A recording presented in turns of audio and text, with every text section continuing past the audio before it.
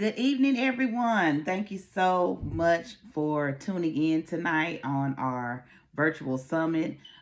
We are definitely dominating our health, wealth, and relationships. Listen, you guys, I am so excited to be here. I want to first thank Leticia Campbell for allowing me to be a part of this phenomenal movement. It is always a pleasure being in the company of other like-minded women, working on our goals, you guys, because as you know, our health, wealth, um, and our relationships are all a part of our everyday lives, every day, right? So let me introduce myself. My name is Alida On. I am from Dallas, Texas. I am your number one results-driven accountability strategist. I provide resources and support to show you how to redefine while rekindling your relationship with money, right? And I do that through my platform that is teaching financial literacy. You guys, I'm trying to show you how to take control of your actions so that it will empower you to become more financially fit and energized so that you can be transformed not only in your mind but in your pocketbook, right? And so we want to just dive right into it tonight. I hope you guys enjoyed the interview that I had with Leticia. That was an absolute phenomenal interview that we got to do. So let me just get right into it. I'm going to go ahead and get started. And again, I just want to thank you guys for your time. So first and foremost, I need some energy, right? I may not be there. You may not be in my presence right now, but I know virtually this summit is going to be on fire. I'm there with you in the comments. I'm watching me teach me while I'm teaching you tonight. So you guys, I want some energy in that comment section. Throw some flames in the chat. Throw some money bags in the chat. Throw some muscles in the chat, okay? Because we are here to transform, you guys. And the only way that we can do transformation is becoming one, using our energies, our like-minded energies tonight. So I want some energy in that chat, okay? Don't forget, as I'm going along, feel free to put questions in the comment. Give me some thumbs up if that was something that you hadn't heard before, or good info. You know, if you hear something tonight that you hadn't heard before. I'm going to get into reasons why you are not being approved. Okay. So I have I have partnered with a platform that allows me to teach financial literacy, not just through credit restoration, but through credit building and also protecting your financial assets. So I'm going to get into that this evening with you guys. And again, keep that energy high, high, high, high, right? As we say, high energy equals high income, right? So one of the reasons that your financial future is in danger, right, is because your financial future does not include financial planning. All right. So that tip there, you guys, is financial planning. So often I get individuals wanting to come to me and say, hey, I'm trying to do something within 30 days. I'm trying to do something within 60 days. I want to get a car. I want to get a house. And I'm like, okay, listen, we really have to take a step back and really become more serious and cognizant of what our real goals are, right? It's not a temporary fix, you guys. We want to put you in position so that when you get to where you want to be, you're able to be there and stay there, right? It's about stability, you guys, not just about a one-time moment or a one-item thing. You got to look at this as, hey, this is something that I'm doing now to secure my financial future, right? We talked about the pandemic in the conversation that I had with Leticia and how it overwhelmed a whole lot of us. It took us all by storm. We weren't prepared. Most of us were not prepared financially because we never would have thought in a million years that we probably would have lost our jobs. A lot of people lost income from that tragic situation. A lot of people are still struggling to get back where they were now, 2 years from now. 2 years later. So I want you guys to keep in mind when you're talking about, hey, I got to get back on my feet. I need to get on track. I'm ready to get my buying power back. Okay, take a step. step one, you guys, is what is your main goal? Why are you doing this? What is it that you want to accomplish? What is that one thing that you're doing this for? Why? Okay, so it's always that why. It doesn't have to make you cry necessarily, but it does need to give you a goal of what you're working for. So if it's home ownership, that's fine. But what else? After you get the home, what else are you working towards? Are you working towards becoming a landlord and not just the one that owns the mortgage, right? You got to look at this thing at a whole different level. So your financial future is in danger, or you're not being approved because you haven't actually sat down, got that goal in mind, and actually put out a plan for your financial future, right? So your goals, your ending results. Another thing you can look at is, where am I at right now as it relates to what assets I already have? How much money do I have in the bank? That's definitely a part of financial planning. Knowing exactly where you are to begin with, right? Not just knowing what you want, but knowing where you are. Where am I right now? What is it that I have right now that I either need to add to? A lot of times we're not getting approved, you guys, because those dollars just aren't making sense. So number two, you don't have a good mix or a credible mix on your credit profile, right? So when I say a good mix or a credible mix of credit on your credit profile, I'm talking about your open lines of credit, your installment loans, your revolving loans, your credit cards, things of that nature. So when I look on my Experian report, it shows me, hey, you have this many open lines of credit. You could also use, right? So for the norm, it's usually about 5 open lines of credit. But guys, if you're looking for that financial future, right, that financial stability, you might want to bump it up to about 10. And of course, start where you can manage, right? When you're getting up to 10 lines of open credit, you guys are in a whole different ball game as relates to the money that's going to start chasing you, right? You want to get in a position to be attractive to money. Be that money magnet that I know you are and that I know you can become. Maybe you once were, but you know what? We're here to get you right back where you started, right? Being in control of your finances. You are a money magnet, right? So again, you guys, put some flames in the chat, put some hearts, anything that you hear that you love, give me some thumbs up, anything, you guys. If you have a question, ask the question, and I definitely will try to see if I can get an answer for you in the comments as well as we're going along. So again, you don't have a good mix or a credible mix on your credit profile. And so when I say a credible mix, I know that's like, that's kind of an aha moment in my mind right now. What is a credible mix, right? A credible mix is, okay, let's say you have a credit card. And on the front of the credit card, it says XYZ. But on the back of the credit card, it says ABC. You want to make sure that on the front of the credit card matches the back of the credit card. Who is the financier on that credit card, right? Not all credit cards, you guys, are created equal. They are helping you boost your score, but sometimes, the big banks, they want to know that you can do big bank business, right? And if you're dealing with mediocre banks, because it was just so easy to get those banks, you may not get approved for really what you're worth based on who you're in bed with currently. Okay? Yes, ladies and gentlemen. This thing right here, you guys, is a big, broad broadcast of information. So don't take it lightly. Don't take it for granted. Just know that, hey, let me look. I might need to assess some things here. Now, I'm not saying close any credit cards, you guys. Don't close them. But we're going to work on getting your credit profile up to par so that you can be approved wherever you go. Whatever you want, you're automatically approved. Not pre-approved, y'all. You are approved, right? So we know that there's a difference between pre-approved and approved. Pre-approved is not approved.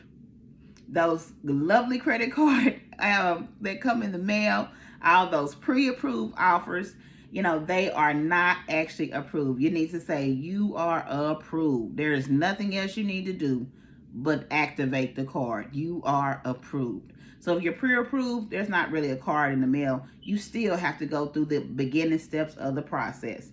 So know your worth, and let's get this good mix of credit going. And I know you guys here like, man, I don't know how to get up with the big banks. How can I get with it with the big banks? You guys, I want to show you from start to finish how we can help you maintain and manage your credit profile. One little tip, I like giving tips. There's nothing wrong with that. I just like giving tips because somebody gave me some tips, honey. And so, hey, I have to be the wealth of information, right? I'm here. So you definitely also can utilize and maybe like a family member that has a good credit card and just become an authorized user on the card. Make sure you do your research about that individual. Are they paying on time? Do they have, good account balance history? Do they have a good history with that card?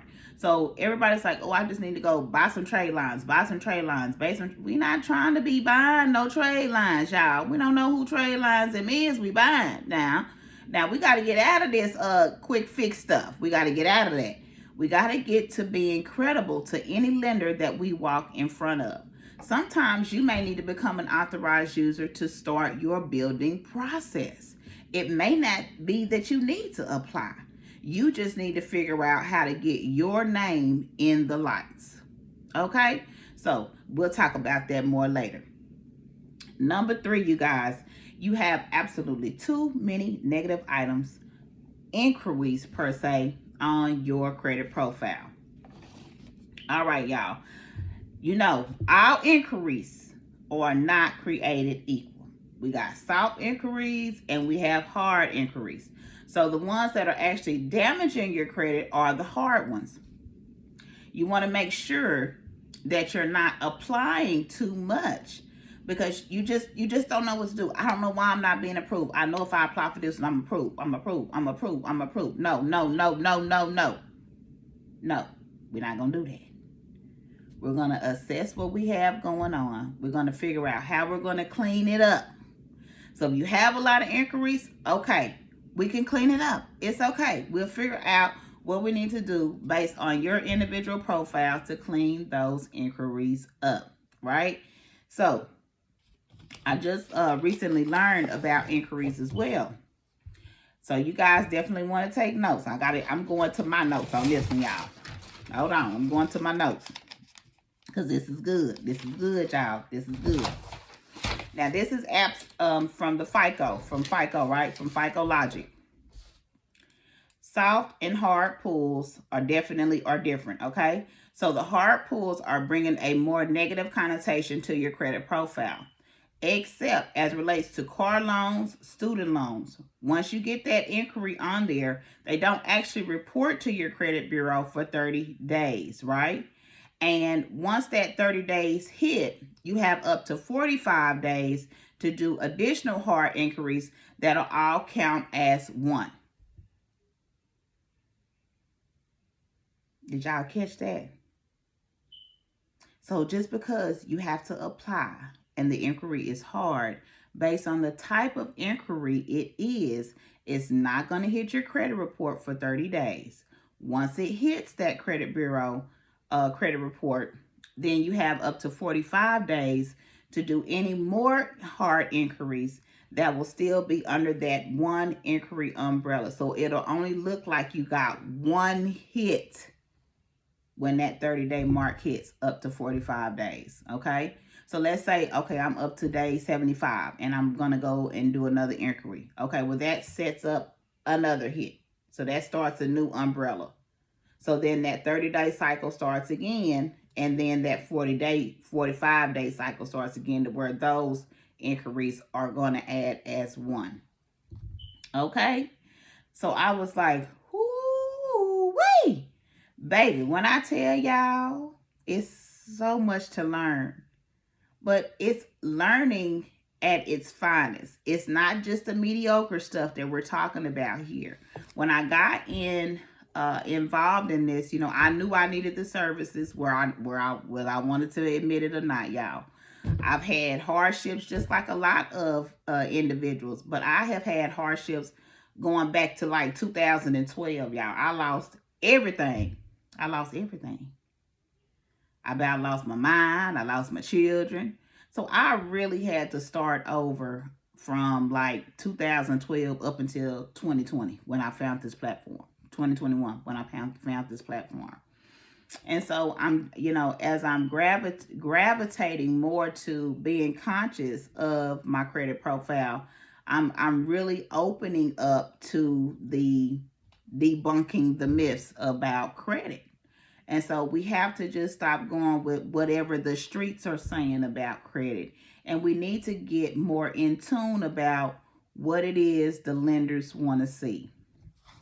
So that brings me to my next point, you guys, of your money is tied up. So when the lenders, of course, go and look at your credit profile, you know, they're looking at, you know, where your money's going. How much money do you have? Can you even afford what we would love to offer you? You guys, they make money to approve you. So it's not that they don't want to approve you, but they want to make sure that their approval is going to be a return on their investment in you. Okay? So they absolutely want to approve you. But they have to know, and the only way that they can find that out is looking at our credit profile. You notice that I keep saying credit profile instead of credit score. Okay? So keep in mind that your credit profile and your credit score are two different things. Okay? All right. So they want to ensure that you can fulfill the obligation. Is your money right? Is your money tight? Is your money just going to all the bills and there is nothing else more for us when we approve you for this loan or this new house or this new car? Are we going to get a return on our investment in you? Okay? Y'all want to be the bomb.com creditor when you go and talking to these lenders. You want to be in control of the conversation. How often is it that you go somewhere, you're at the store, and they're like, hey, we got a credit card for you, and all you got to do is fill it out, and if you're approved, we're going to give you a discount. Okay? And then you're like, all right, cool. You know, how hard can it be? It's just a store credit card, right? And then lo and behold, you're denied. I'm sorry. That is an embarrassing feeling. That was an embarrassing feeling for me. To be in line, people behind me, I'm applying for the credit card, and I got denied. But I remember at one point when I had my buying power, and I applied and I was approved right on the spot. I was able to keep my cash in my pocket and utilize that card that day. So you guys, there's nothing wrong with being approved. But again, those lenders have to see, and they only can use what you show them based on what their needs are, based on your credit profile. All right. So we're going to jump into the next point, you guys, which is you are not visible. You're not visible. Some people don't have credit cards. Some people don't have car loans. Some people don't have mortgages. All they have is inquiries and negative items that are negatively affecting their credit report and score. So sometimes not having any credit is the same as being invisible. And it's hard for lenders to really take a chance on you when they have seen or they see that there are some things on your credit report, but they're not good things that are on there. You know, they're negatively affecting your report and also your score. So you want to make sure that you are visible. Now, one way to ensure that you're visible to any lender is you go interview the lender. You want what they have to offer, you go and find out a little bit about them so that you know what to show them when it's time for you to get in that room. Okay? You are in total control, you guys. Remember what I said? Money comes to you. You are a money magnet. You are approved, right? So guess what? We're going to learn how to become the approval that they need. All right. So take note again, you guys. Here goes the note-taking part. You might want to ask them a few questions like, when do they report to the credit bureau?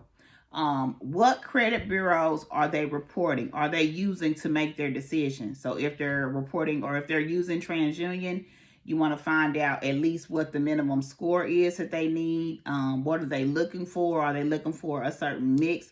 You know, you can ask them a wide range of questions based on what their lending requirements are. You know, there are different levels in a FICO score. It's not just one broad score. It's a FICO 8, it's a FICO 9. And so based on what it is you're applying for, sometimes those lenders are actually looking at those scores versus just the basic information that we've been taught to accept. Okay, so when we know what the lenders want, what the lenders are looking for, then we know how to show up with our Sunday's best on, because what? We are approved. We are money magnets. And so we are coming in here to get our buying power back, right? No pandemic in any land, valley, or season will stop what we have to offer. Okay? So, you know, just making sure and finding out what they use to assess their decisions. A little bonus. I want to give y'all a little bonus. And this is something that you may or may not know. And it is kind of like something that you always hear, but it's important to know that sometimes you're not being approved because you're just missing information. You got all the I's and the T's on your credit profile correct, but that application, you missed something, right? So sometimes just making sure that you're slowing down, taking time to fill out that application correctly, making sure that any marks on the application that say required are filled in. And just know, again, you guys, just because it's a question on an application doesn't deem you necessary to provide an answer, i.e. the word optional. Optional, right? You get to choose whether or not you want to answer that question. I know that there's been some talk about how the banks are kind of credit profiling individuals, sometimes on race, sometimes on gender, you guys. And so if those boxes are marked optional, you know, just use your better judgment on how you want to answer those questions. You know, it's sad that we have to think about things like this in this society, and with everything that's going on, everything that has gone on for years. You would think by now, 2022, we could just be our whole selves and not have to worry about being profiled. But unfortunately, it is what it is. And so we still have to make the best decision to protect ourselves and our assets. So this will conclude my portion of the seminar. I hope you guys have enjoyed the information. I hope I've been able to provide value to tonight's seminar. If you would like to reach out to me after the seminar, or you know, just later, maybe we can do some more collaborations. Some of these ladies that I've heard or that I'm going to hear, I would definitely love that. You can definitely jump into my inbox. My name is Alida On on Facebook. I'm Alida_Smith_ on Instagram. You can also reach out to me at Linktree /GBS credit. Where you can find out more about the platform that I'm using. Definitely giving back to the youth through our youth financial literacy program, where we're actually donating $9 to the youth. We're giving out scholarships. to teach the children about financial literacy, something that we know we weren't privy to while we were in school. We got scholarships for academics and sports, but we didn't get academics because we became financial literate, right? We didn't get scholarships for being financially literate. And so we're given an opportunity to come into your children's schools and teach financial literacy through an 8-week program. And then the ninth grade and then the freshmen in college are eligible for scholarship money.